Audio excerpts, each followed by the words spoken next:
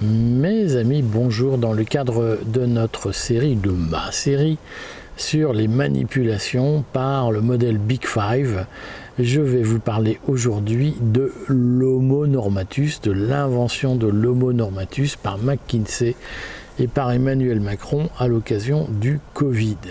Alors, je vais d'abord vous redire que le Courrier des Stratèges, c'est un site internet bien avant d'être une chaîne vidéo, donc n'hésitez pas à consulter notre site www.lecourrierdesstratèges.fr et puis n'hésitez pas à vous abonner, ça nous permet de rester indépendants financièrement. J'en profite pour là aussi vous dire que nous publions chaque jour une dizaine d'articles en moyenne qui sont plutôt des articles contrariens, donc des articles qui un peu sont allergisants, allergènes, urticants comme on dit parfois, mais qui vous permettent de voir l'actualité d'un autre point de vue et notamment du point de vue des libertés. Et dans ce cadre, je fais une série chaque dimanche d'émissions depuis un certain temps sur comment on fait pour manipuler les gens sur Internet, notamment à travers les réseaux sociaux et à travers les découvertes de psychologie expérimentale ou de psychologie sociale telles qu'elles sont développées en partie d'ailleurs aux États-Unis depuis une vingtaine, trentaine, quarantaine d'années. Ce sont les modèles, tout ça change, mais on va dire que depuis 1985, en gros, il existe une industrie de l'analyse psychologique, expérimentale, sociale qui permet de manipuler les gens. Et je vous en parle, c'est le modèle Big Five, ou le dit modèle Ocean, ou parfois PR, qui mériterait toute votre attention si vous ne vous y êtes jamais intéressé, car ça vous explique une grande partie des slogans que les gouvernements utilisent en Occident pour convaincre les citoyens d'agir plutôt comme ci ou plutôt comme ça. Aujourd'hui, donc, je vais vous expliquer comment le Covid a permis d'inventer l'Homo normatus en remplacement de l'Homo festivus que Philippe Muret, le grand philosophe, le grand pamphlétaire Philippe Muret, français des années 90, avait d'une façon ou d'une autre identifié et décrit dans ses remarquables éditoriaux, dans ses ouvrages divers et variés, dans ses essais notamment. Je vous explique comment ça marche. L'essentiel je vous fais le pitch d'abord.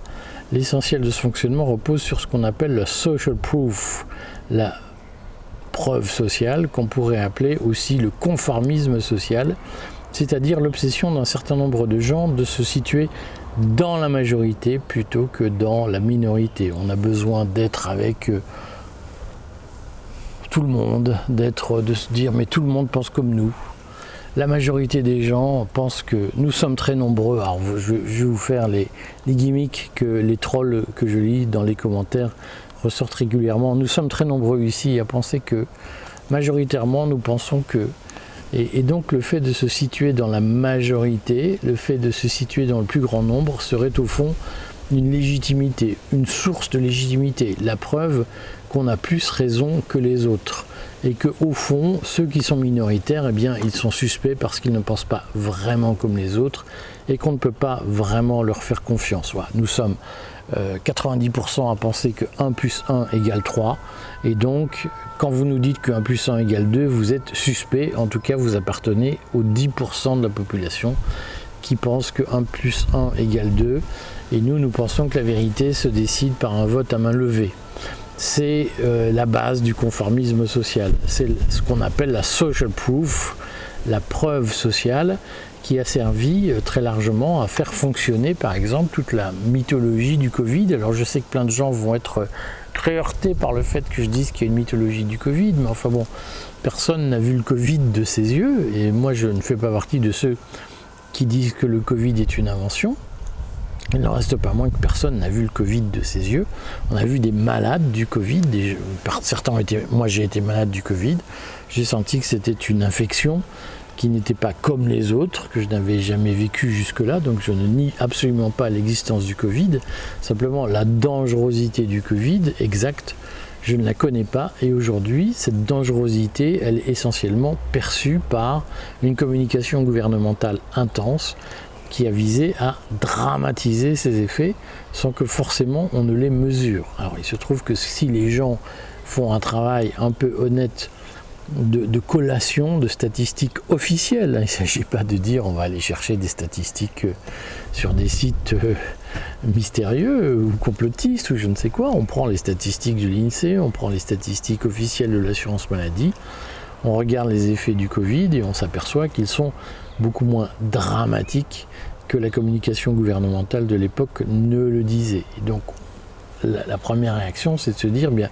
peut-être que le Covid, par l'émotion qu'il a créée, parce que c'était une maladie nouvelle, peut-être que ce Covid, il a donné lieu à des erreurs de perception, exactement comme quand on vit un choc, une surprise, un traumatisme, eh bien on a tendance à l'exagérer, le surévaluer. Eh bien le Covid, peut-être qu'il a donné lieu à des exagérations, peut-être qu'il a donné lieu à des erreurs de perception et peut-être qu'il faut parvenir à revenir à une vision plus crédible. Ce qui est sûr, c'est qu'à l'époque, le Covid, il a créé des troubles de perception, je le redis, enfin, les gens avaient peur de mourir, et qu'on sait, par les études psychologiques, les études expérimentales, que lorsque on est en situation d'angoisse, en situation d'extrême peur, en situation de crise, eh bien on a des surréactions qui ne sont pas rationnelles, on bloque les mécanismes épistémologiques habituels. C'est ce que Kassenstein, l'un des deux inventeurs de la théorie du nudge, appelle la crippled épistémologie. On bloque la capacité de compréhension, la capacité cognitive, et on fait le libre jeu des préjugés, des biais cognitifs. Des erreurs d'interprétation, et on peut penser que la phase du Covid a donné lieu à des erreurs d'interprétation de ce type, de même que quand on a un incendie, un tsunami qui arrive, une catastrophe planétaire, eh bien on perd ses repères habituels et on juge de façon subjective, on va dire ça, émotionnelle et plus rationnelle. On peut penser que c'est ce qui s'est passé au moment du Covid. La difficulté est de l'expliquer et la difficulté de dire aux gens mais peut-être qu'au moment du Covid, vous avez eu des perceptions erronées. Et peut-être que ces perceptions erronées ont été encouragées par des mécanismes de propagande officielle, des mécanismes savants, des mécanismes politiques, ou en tout cas des mécanismes de psychologie qui avaient des intentions politiques. Et peut-être qu'au fond, il vous est aujourd'hui difficile de reconnaître qu'on vous a manipulé. Voilà. Ça, c'est l'idée générale que je voudrais développer aujourd'hui, c'est que il y a une faculté cognitive rationnelle habituelle, et puis il y a des moments de crise où l'intelligence se déforme, et dans la pratique, on peut penser que à l'occasion du Covid, il y a eu des stratégies de communication qui ont parié sur les déformations cognitives des individus et qui ont contribué à déformer leur perception de la réalité pour les induire dans l'erreur. Alors j'ai fait la semaine dernière une vidéo sur le macronisme et ces déformations de la perception, ces déformations cognitives, où j'ai essayé de montrer comment, selon le modèle Big Five, qui est le modèle travaillé depuis les années 85, je l'ai dit en introduction de cette vidéo, j'ai essayé de montrer la semaine dernière, regardez l'article qui va avec cette vidéo dans le Courrier des Stratèges, il précise, il rappelle ces vidéos, je les republie, donc vous pourrez les revoir. J'ai essayé de montrer la semaine dernière que, compte tenu de la psychologie de base du macroniste qui se répartit entre conservateurs et on va dire progressistes, mais avec des communautés de pensée. Les conservateurs sont des gens qui ont un fort, selon le modèle Big Five, selon le modèle Ocean, c'est le même, Big Five Ocean. Selon ces modèles, eh bien, le conservateur est quelqu'un qui fait preuve d'une forte consciousness, d'une forte conscience, c'est-à-dire d'une forte capacité à s'organiser et donc d'un fort sens du devoir. Je simplifie, mais allez voir cette vidéo, et puis si vous souhaitez en savoir plus, je referai des vidéos, demandez-le en commentaire. Et donc les macronistes se distinguent entre conservateurs qui ont une forte consciousness et puis plutôt progressistes qui ont une forte openness, c'est-à-dire une forte ouverture d'esprit. Le point commun entre ceux qui ont une forte openness et une forte consciousness, c'est quand même leur sensibilité à la social proof, à la preuve sociale, c'est-à-dire au fait que la majorité a raison contre les minorités. Et qu'une grande partie de ce que je pense être la mythologie covidienne, c'est-à-dire l'exagération qu'il y a eu entre la réalité du Covid et ses conséquences putatives, eh bien, cette mythologie qui s'est construite, elle a été notamment rendue possible et crédible par l'utilisation de techniques de manipulation psychologique à l'époque, qui visaient à, d'une façon ou d'une autre, manipuler les gens qui avaient une forte openness ou une forte consciousness. Et on sait que le point commun pour manipuler ces deux catégories de population, c'est la social proof, c'est-à-dire mais tout le monde pense comme vous. Et c'est la conscience bourgeoise. C'est oui mais alors attendez, je vais quand même pas croire des complotistes, tout le monde sait que le Covid c'est mortel et que la meilleure façon de le combattre c'est de mettre un masque et de se faire vacciner, parce que le vaccin c'est bien. Alors après je vais pas vérifier si le vaccin Covid qu'on me vend c'est de la même eau que le vaccin contre la rage, je ne vais pas vérifier que c'est les mêmes technologies, je ne vais pas vérifier que le vaccin contre le Covid a été testé aussi bien que le vaccin contre la polio, parce que au fond j'ai pas le temps de vérifier les détails. Je lis dans des médias respectables comme Le Monde que ça a été bien, comme Libé, que ça a été bien testé, donc je fais confiance parce que tout le monde pense comme ça. Voilà. Ça, c'est la mécanique de la social proof. Puis il y a des gens sur les plateaux télé qui viennent avec des tabliers blancs, des médecins, qui de leur autorité de médecin me disent que c'est bien, que je peux faire confiance, que le vaccin depuis 100 ans a sauvé des millions de gens de toutes les maladies existantes. Et donc là, on me donne un nouveau vaccin, mais je fais confiance. Et j'ai un ministre qui me dit qu'il a été parfaitement testé, donc je fais confiance aux autorités, parce qu'en cas de crise, il faut faire confiance aux autorités. Elles savent, et nous ne savons pas. Voilà, c'est la mécanique de base de la social proof. Et donc là, dans ce que je viens de vous dire, j'ai résumé les grandes techniques. On fait venir des médecins en costume. Alors là, ils ne vous vendent pas un dentifrice qui vous rend les gencives dures comme du béton. Ils vous vendent un vaccin qui va vous sauver. Ils vous expliquent que par principe, le vaccin c'est bien, que le progrès de la médecine, tout va bien. Et donc, on vous explique, ben voilà, si vous êtes quelqu'un qui avec des idées ouvertes, un état d'esprit ouvert, openness, si vous êtes quelqu'un qui a un sens civique, consciousness, eh bien, vous faites comme le gouvernement vous dit, parce qu'en plus, vous voyez, il y a des médecins, des blablabla qui disent que c'est bien, donc faites confiance, ne vous posez plus de questions et obéissez. Et tous ceux qui essayent de semer le doute sont des complotistes, c'est-à-dire des extrémistes de droite, des populistes, des guignols, qui pensent que la Terre est plate, donc voilà, ne faites pas confiance à tous ces gens. Les vrais gens sérieux, la majorité des gens sérieux, c'est nous. Et si vous voulez en être, eh bien, vous vous vaccinez et vous ne vous posez pas de questions.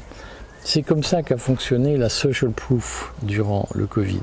C'est comme ça que, au fond, s'est constituée la doctrine du vaccin dans ce qu'elle avait de plus sanglant, de plus intolérant, de plus broyante, j'allais dire. C'est-à-dire que si vous n'étiez pas pour le vaccin, vous étiez inaudible. C'est-à-dire que vous étiez un rétrograde, un nostalgique du Moyen-Âge, du temps où on brûlait les sorcières, etc. Donc ça s'appelle la social proof. C'est si vous voulez être quelqu'un de bien, un progressiste, quelqu'un qui est respectable, vous adoptez la loi de la majorité et si vous la discutez, vous êtes banni. Voilà. C'était la mécanique de base du système. Et une grande partie de la gestion du Covid s'est faite comme ça. Alors ce qu'il faut dire, c'est que donc cette théorie, cette façon de gérer le Covid qui a évité systématiquement de répondre aux objections de bon sens, c'est-à-dire qu'il suffisait de lire les tests qui étaient faits, les comptes rendus, enfin j'allais dire la notice d'emploi qui expliquait comment avaient été faits les tests du vaccin sur les gens ordinaires, qui montrait que le vaccin, on le savait avant même sa mise sur le marché, on savait que le vaccin ne protégeait pas de la contamination, n'empêchait pas d'attraper la maladie, il n'empêchait pas de la transmettre, donc on savait tous que le vaccin n'était pas un vrai vaccin, on savait tous qu'il y avait des effets secondaires, c'était écrit dans les tests, dans les notices d'emploi si j'ose dire, c'était écrit qu'il y avait des problèmes sur les femmes enceintes, qu'il y avait des problèmes de fécondité, etc. Mais tout ça a été balayé, occulté, grâce à un certain nombre de techniques qui ont permis de faire taire toute forme d'opposition. Et en les discréditant, en expliquant mais non, mais tout ça c'est du complotisme, donc c'est même pas la peine d'en parler. Hein.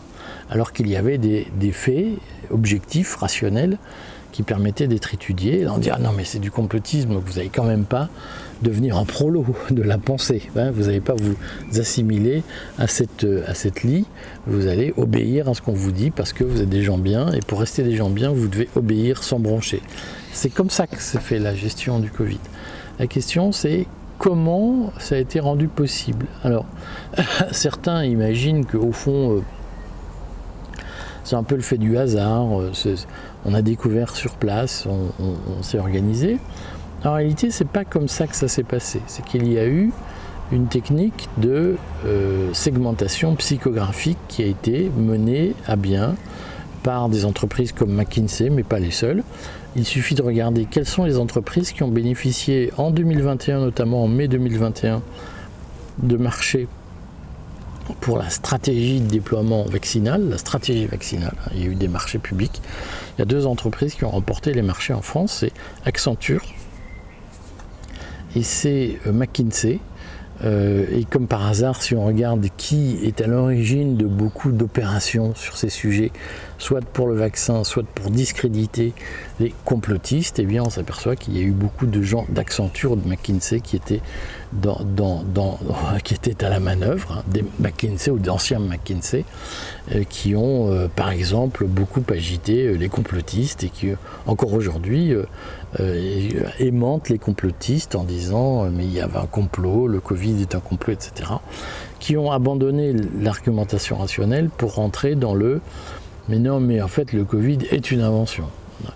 Il y a eu dans ceux qui ont agité ça et donc qui ont d'une façon ou d'une autre polarisé les ennemis du vaccin, qu'ils ont cornérisé dans des attitudes extrémistes et souvent à courte vue, de mon point de vue, il y a eu beaucoup d'anciennes McKinsey, beaucoup d'anciennes Accenture. Donc anciens, entre guillemets, puisque McKinsey un jour, McKinsey toujours, c'est comme les scouts. Et donc dans cette affaire, ce qu'on sait, c'est que je laisse passer le vent. Ce qu'on sait, c'est qu'il y a eu des opérations de psychologie sociale pour polariser l'opinion. Et que de mon point de vue, McKinsey et Accenture, mais on va symboliquement expliquer que c'est McKinsey qui était à la manœuvre, McKinsey a utilisé des techniques de social proof pour dire aux gens, si vous ne croyez pas à notre récit, à notre narratif sur le Covid et sur le vaccin, c'est que vous êtes complotiste. Et que le fond de l'argumentation de ces gens-là, ça a été de dire, en fait, il faut être normal, monsieur. Voilà. Il faut être un homo normatus, un homme normé. Et l'homme normé, il croit ce que la majorité croit et il ne se pose pas de questions. L'esprit critique, c'est un objet de complotiste, c'est un outil de complotiste.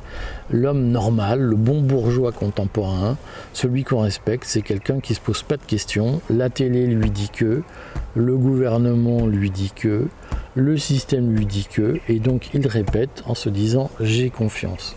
Ce qui était pour nous, les vieux quinquas, pas encore boomers d'ailleurs, ce qui était pour nous un sujet de désolation, parce que nous, quand on était petits, par exemple, on nous expliquait que la Pravda en URSS, c'était la voile du pouvoir, donc c'était suspect. Hein. Nous avons été éduqués dans l'idée que ceux qui venaient du pouvoir étaient suspects. Et là, soudain, on nous a enjoint de dire que ceux qui venaient du pouvoir devaient inspirer confiance et que le pouvoir par principe disait la vérité. Et que, au fond, ceux qui contestaient la version officielle du pouvoir, et là-dessus on a vu des éléments se mettre en place, les fact-checkers dont on n'a pas encore fini de comprendre le mécanisme financier, mais je prends l'exemple de Conspiracy Watch, l'observatoire du conspirationnisme fondé par Rudi Reichstag, qui est financé au moins à 50% par la Fondation pour la mémoire de la Shoah. On se demande quel est le lien entre la mémoire de la Shoah et des subventions à un organisme de propagande qui était chargé de disqualifier des opposants au régime. Donc on voit bien comment des gens ont été payés pour, à un moment donné, expliquer que les gens sérieux disaient ceci et pas cela, et que si on contestait la version officielle, c'est qu'on était sans doute complotiste. Et on est passé d'une génération où croire à la Pravda, c'était le signe des cons, à une génération où croire à Rudi Reichstad, c'était le signe d'intelligence. Et là, on s'est dit, il y a un renversement complet des valeurs. Alors que, et bien évidemment, que tout État, comme toute force politique, comme toute réalité politique, tout État a un intérêt, tout tard, à mentir. Et que le bon sens, l'esprit critique, le libre examen, comme on disait quand j'étais petit, consiste à se méfier de ce que dit l'État et essayer de comprendre les dessous de la parole officielle. Là, tout à coup, c'est devenu du complotisme. Et donc, il y a eu, effectivement, avec des forces comme McKinsey, comme Accenture, une entreprise systématique de suspicion sur tous ceux qui ne croyaient pas à la propagande et une entreprise d'encouragement à croire spontanément à la propagande. Et ça, c'est un vrai sujet, c'est-à-dire qu'à un moment donné, tous ces gens-là ont fonctionné avec la majorité a raison, et ce que pense monsieur tout le monde dans la rue, c'est vrai, ceux qui en doutent sont des gens dangereux, sont des gens suspects, sont des gens qui ont un problème psychique ou quelque chose à cacher, et donc si vous ne croyez pas ce que pense monsieur tout le monde, c'est que vous êtes quelqu'un de pas normal. Cette logique-là, qui est à rebours de tout ce qu'on a bâti depuis le 19e siècle, cette logique-là, elle s'est appuyée sur des techniques, sur des expériences, de la psychologie sociale anglo-saxonne, qui a été véhiculée, industrialisée par des organes de consultants, de conseil, comme, je le redis, comme McKinsey ou Accenture. Et là-dessus, nous avons fait preuve probablement d'angélisme, c'est-à-dire que nous n'avons pas compris l'industrie qui était à l'œuvre, l'industrie de guerre qui était à l'œuvre pour discréditer la vérité et pour transformer le mensonge en vérité. Et l'arme principale de ce mensonge érigé en vérité, ça a été la social proof, ça a été mais attendez, des gens sérieux avec des blouses blanches, des titres de docteur, des gens sérieux qui ont pignon sur rue croient ça, la majorité croit ce qu'on dit. Comment vous, dans votre coin, alors que vous n'y connaissez rien, vous pouvez remettre ça en cause, si ce n'est parce que vous avez un problème psychique, ou un problème d'alcool, ou un problème... Bertrand Schuller, il sait très bien, c'est un problème d'alcool, t'es pas d'accord avec ce qu'il dit, c'est un problème d'alcool, c'est l'argument même du McKinsey de base, où vous êtes dingue, vous êtes ceci, vous êtes cela, vous êtes con... ça a été un argument très fort, et une technique qui a été parfaitement industrialisée. Et donc là-dessus, c'est la religion la majorité a raison, la majorité silencieuse, la majorité pensante, enfin, la majorité normante, normalisante, si j'ose dire, normisée, normée, a raison. C'est l'homo festivus qui est devenu l'homo normatus. Et ça, on le doit à Emmanuel Macron, qui, je pense, a un électorat fondamentalement constitué de normises, c'est-à-dire de gens qui se disent « je suis quelqu'un de bien parce que je suis dans la majorité, parce que je pense comme tout le monde, parce que je ne m'individualise pas, parce que je ne suis pas quelqu'un d'original. » Alors, je suis quelqu'un d'original parce que je mets des tenues roses ou mauves ou vertes ou je ne sais quoi, mais intellectuellement, je ne me démarque pas du prêt-à-penser qu'on me sert et que les médias possédés par des milliardaires me proposent d'adopter sans réfléchir. Voilà, je lis chez Xavier Niel, chez Bernard Arnault, chez François Pinault, chez Saadé, je lis des vérités toutes faites et je les épouse sans broncher. Et en contrepartie de quoi, je peux mettre des t-shirts mauves avec des bottes vertes. Voilà, donc j'ai le droit d'être original dès lors que je ne remets pas en cause la pensée majoritaire telle qu'elle m'est imposée par les patrons du CAC 40. Ça, c'est fondamentalement l'essence du macronisme. C'est ce qu'on appelle la bourgeoisie, concrètement. Et c'est un système qui marche plutôt.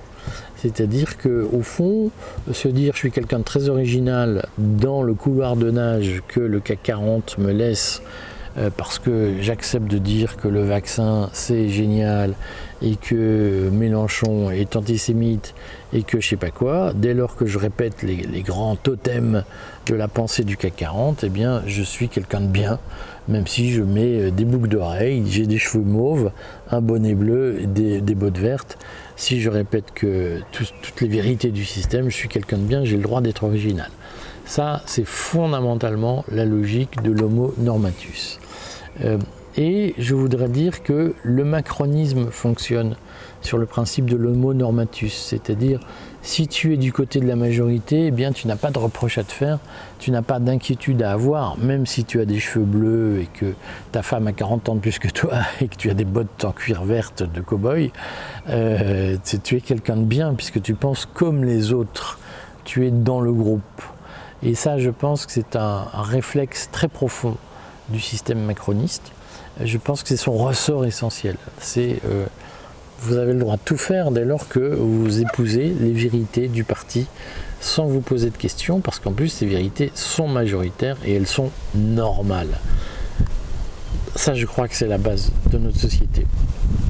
Alors que la France, très longtemps, a eu une tradition de liberté individuelle, d'individualisme dans la pensée, d'originalité dans la pensée, il faut reconnaître à Emmanuel Macron la grande force d'avoir imposé une norme en matière intellectuelle et d'avoir culpabilisé les gens qui n'étaient pas dans la norme et de les avoir désignés à la vindicte populaire. Vous vous souvenez de cette phrase d'Emmanuel Macron qui est « j'ai envie d'emmerder les non-vaccinés » qui était le fait que l'État disait, ben voilà, il y a une pensée majoritaire, comme à l'époque de Louis XIV, il fallait être catholique et pas protestant, sinon c'était pas bien. Et bien là, on a retrouvé ce chemin-là d'une certaine façon, mais sans loi, sans imposition, uniquement avec des techniques de nudge, d'incitation. C'est-à-dire qu'il n'y a pas une loi disant vous devez croire au vaccin. Un peu avec le pass sanitaire, mais on n'en était pas complètement là. Le pass sanitaire disait vous n'êtes pas obligé d'être vacciné, mais si vous n'êtes pas vacciné, ça vous risque et péril. En tout cas, vous assumez les emmerdements qu'il y a, les inconvénients qu'il y a à ne pas être vacciné. Alors que sous Louis XIV, la loi disait si tu n'es pas catholique, t'es emmerdé, clairement. Donc on a plus utilisé la technique du nudge qui consistait à dire on n'impose rien, mais on encourage vivement. Et ceux qui refusent d'être encouragés vivement, eh bien, sont des fous, des complotistes, des cinglés, etc. On a eu cette technique qui a poussé les gens à penser comme la meute, à penser comme le troupeau, et à les culpabiliser de ne pas penser comme le troupeau. Et ça, c'est une technique extrêmement forte, qui est intéressante intellectuellement, et qui marque probablement notre passage historique de la pensée individualiste à la pensée collectiviste. C'est-à-dire que d'une façon ou d'une autre, McKinsey et Accenture ont aidé Emmanuel Macron à remettre de l'ordre dans la société en contestant l'individualisme de la pensée et en proclamant la vérité du groupe, la supériorité de la vérité collective. Ça, c'est une grande force qu'il faut reconnaître à notre président de la République. Donc je voudrais revenir à Philippe Murray, que vous ne connaissez peut-être pas, mais qui avait inventé à l'époque, dans les années 1990, le concept d'homo festivus. Dans les années 90, Philippe Murray avait bien constaté qu'il y avait un développement de la société du spectacle et qu'au fond, le citoyen était renvoyé à un rôle de spectateur de l'histoire, spectateur de la vie, et son objectif était d'avoir le plus beau spectacle qui soit. C'est la préfiguration de Netflix. Moi, ce que je veux, c'est que ma vie soit un enchaînement de spectacles qui me divertissent. Et donc, petit à petit, au cours des années 90, la société de l'image, la société de la communication a neutralisé la pensée et l'a transformée en une consommation de spectacles, de divertissement. Et la vie qui était à une époque la construction d'une individualité, d'une liberté, d'une conscience, eh bien la vie individuelle s'est progressivement transformée en une vaste consommation d'images, d'histoires, de narratifs comme on dit aujourd'hui. Et ces narratifs avaient vocation à être de plus en plus beaux et de plus en plus agréables. Et à tel point que les gens, à partir des années 90, dans notre société française notamment, mais pas que, dans la société occidentale, les humains se sont transformés en spectateurs, en consommateurs, en consommateurs de belles histoires, de narratifs, d'émotions. Il fallait les divertir. On n'était plus au stade de la conscience face à un monde, on était au stade de l'esprit qui s'abuse, qui s'illusionne vis-à-vis d'une réalité fabriquée. Et le destin de cet Homo festivus, qui est un grand adolescent, qui croit que le monde est fait pour le divertir, cet Homo festivus s'est progressivement transformé en Homo normatus, c'est-à-dire je ne veux surtout pas être tout seul, il faut que je croie les mêmes âneries que les autres, et surtout que je ne m'autorise pas à les remettre en cause, sans quoi je suis un complotiste. Et voilà, cette transformation de l'Homo festivus en Homo normatus, en homme normé, en homme dans la majorité, qui est terrorisé à l'idée d'être tout seul à penser ce qu'il pense. Moi, quand j'étais petit, ce qu'on m'apprenait, c'est que Blaise Pascal, Montaigne, c'est tu t'enfermes dans ta chambre et tu te mets à penser tout seul le monde. Donc la pensée était un exercice individuel. Et bien, progressivement, cette idée-là est devenue une idée incongrue, une idée scandaleuse, une idée subversive, une idée interdite. Aujourd'hui, penser, c'est répéter ce que Bernard-Henri Lévy dit, sans réfléchir. C'est répéter ce qu'on entend dans les médias sans réfléchir. C'est répéter la propagande d'État sans réfléchir. Sinon, on est un anormal, on est un dangereux, un malade mental. Et cette subversion de la liberté de penser qui a transformé l'acte de penser en un acte d'obéissance à la majorité, on doit sa légitimation à Emmanuel Macron. Philippe Muret avait décrit l'Homo festivus, il reste aujourd'hui à décrire l'Homo normatus, qui se dit « j'ai raison parce que tout le monde le dit ». Et moi qui ai été élevé à l'idée que c'est pas parce que 90% d'une salle dit que 1 plus 1 font 3, c'est pas parce que cette salle le dit que 1 plus 1 font vraiment 3, 1 plus 1 ça fera toujours 2, même s'il n'y a qu'une minorité qui le pense. Eh bien cette idée maintenant, elle est considérée comme complotiste, elle est considérée comme dangereuse, comme inappropriée, et la logique du temps veut que ceux qui disent 1 plus 1 égale 3, on l'a voté hier en Assemblée Générale, et donc c'est vrai à 80%, il y a une majorité de 80% qui pensent ça, donc c'est vrai. Eh bien cette idée-là, que la vérité se décide par un vote à main levée, elle est devenue le socle de la société, le socle du discours ambiant, et on doit beaucoup à Emmanuel Macron pour avoir contribué à ça, parce que c'est pas lui dans son coin qui l'a inventé, mais il a financé des cabinets de conseil qui ont d'une façon ou d'une autre inscrit cette méthode dans le marbre et qui ont donné la certitude à chacun que quand on est d'accord avec tout le monde, c'est que forcément on a raison. Voilà. C'est l'homo normatus, il y a une norme de la pensée qui s'est imposée, qui a été industrialisée par un certain nombre de techniques. Regardez ma vidéo de la semaine dernière où j'explique comment un certain nombre de profils psychologiques qui ont fait le parti présidentiel en France se sont imposés. Ces profils psychologiques ont besoin d'être dans la majorité, et j'allais dire la perversion de ce système, c'est qu'il s'est trouvé des gens pour dire au président, pour faire passer votre gestion du Covid dans les mœurs, il suffit de s'appuyer sur un certain nombre de techniques qui visent à dire en bout de course aux gens, mais attendez, vous êtes très nombreux à penser comme ça, donc vous avez raison. Mais ça a beau être la pire des conneries, un jour il fallait mettre le masque, un jour il fallait pas le mettre, un jour il fallait le mettre, un jour il fallait pas le mettre. Ça a beau changer tous les jours, puisque tout le monde pense la même chose, c'est que c'est vrai. Voilà, cette technique-là de conformisme, de norme de la pensée, elle a triomphé, et on la doit en grande partie à cette espèce de binôme entre la pensée macroniste et McKinsey, Accenture, ces grands cabinets de conseil qui se sont appuyés sur les découvertes du Big Five et de la psychologie sociale pour les imposer. Voilà. La semaine prochaine, je vous parlerai quand même des appels à agir, des appels persuasifs, parce que je pense que c'est important, et j'essayerai de vous montrer comment ces appels persuasifs visent à manipuler un certain nombre de gens qui présentent des profils psychologiques particuliers. À bientôt.